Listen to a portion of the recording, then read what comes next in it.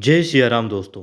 हिंदू शास्त्रों के अनुसार भगवान राम विष्णु जी के अवतार हैं और ये अवतार मुख्य उद्देश्य लेकर के धरती लोक पर या यूं कहें कि मृत्यु लोक पर आए थे।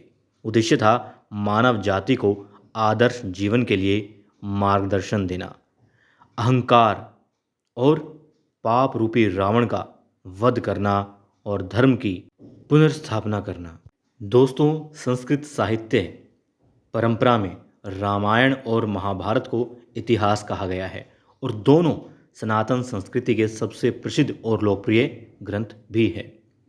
रामायण को 7 अध्याय जो कि कांड कहलाते हैं, कांड के नाम से जाने जाते हैं, उनमें इसका पूरा जो है वर्णन किया गया है और हम संक्षिप्त रूप में इस रामायण को जानने का, समझने का प्रयास करेंगे। दोस्तों, जैसे बात हुई कि इसके 7 कांड हैं। रामायण में 7 कांड हैं: बाल कांड, अयोध्या कांड, अरण्य कांड, सुंदर कांड, किष्किंधा कांड, लंका कांड और उत्तरकांड। अब आरंभ करते हैं हम बाल कांड से। हमारे भारतवर्ष में एक अयोध्या नामक नगरी हुआ करती थी। उसमें राजा दशरथ राज्य कर रहे थे।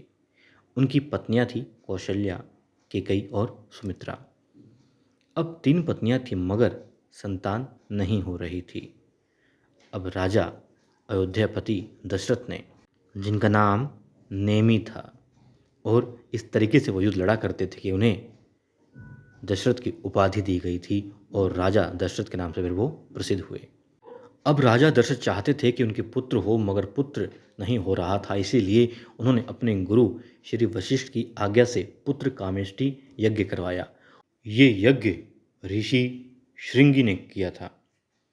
अब भक्तिपूर्ण आहुतियां पाकर अग्निदेव प्रसन्न हुए और उन्होंने स्वयं प्रकट होकर राजा दशरथ को हविष्य पात्र यानी कि खीर दी। अब इस खीर को राजा दशरथ ने अपनी तीनों पत्नियों में बांट दिया। खीर के सेवन के परिणाम स्वरूप कौशल्या के गर्भ से राम का, कैकेयी के गर्भ से भरत का तथा सुमित्रा के गर्भ से लक्ष्मण और शत्रुघ्न का जन्म हुआ। अब दोस्तों, राजकुमार थोड़े बड़े हो रहे थे तो बचपन से थोड़ा ऊपर उठते हुए उन्हें फिर शिक्षा दीक्षा के लिए गुरुकुल भेजा गया और जब वो लौट करके वापस आए तो फिर उन बड़े राजकुमारों से सहयोग पाने के लिए और आश्रम की राक्षसों से रक्षा करने हेतु ऋषि विश्वामित्र राजा दशरथ से राम और लक्ष्मण को मांग करके अपने साथ ले गए। अब वहाँ पर श्री राम ने बहुत कुछ सीखा भी और साथ ही साथ राम ने ताड़का और सुबाहु जैसे कई सारे राक्षसों को मार गिराया या यूँ कहें कि उन्हें मृत्यु के साथ साथ मोक्ष प्रदान किया और मारीच को बिना फल वाले बाण से मार करके समुद्र के पार फेंक दिया। उधर लक्ष्मण ने राक्षसों की सारी सेना का संहार कर डाला। अब राम और लक्ष्मण की ख्याति दूर दूर तक फैल चुकी थी।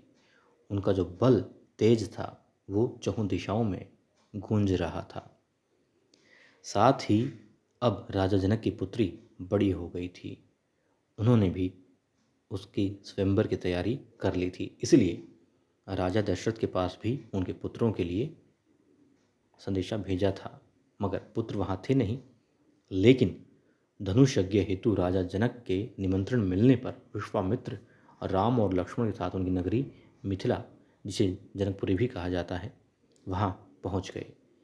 और रास्ते में जाते जाते राम ने गौतम मुनि की स्त्री अहिल्या का उद्धार भी किया। मिथिला में आकर जब राम शिव धनुष को देकर उठाने का प्रयास करने लगे तब वह बीच में से टूट गया और जनक प्रतिज्ञा के अनुसार राम ने सीता से विवाह किया। अब सूचना पहुंचा दी गई थी कि राम का विवाह हो रहा है जनकपुरी में राजा जनक की पुत्री के साथ में, इसलिए विवाह में शामिल होने के लिए राजा दशरथ अपने बाकी 2 पुत्रों के साथ में वहाँ पहुँच जाते हैं। लेकिन वहाँ राम और सीता के विवाह के साथ साथ गुरु वशिष्ठ ने भरत का मांडवी से, लक्ष्मण का उर्मिला से और शत्रुघ्न का श्रुतकृति से भी विवाह करवा दिया। और दोस्तों, ये था संक्षेप में बाल कांड।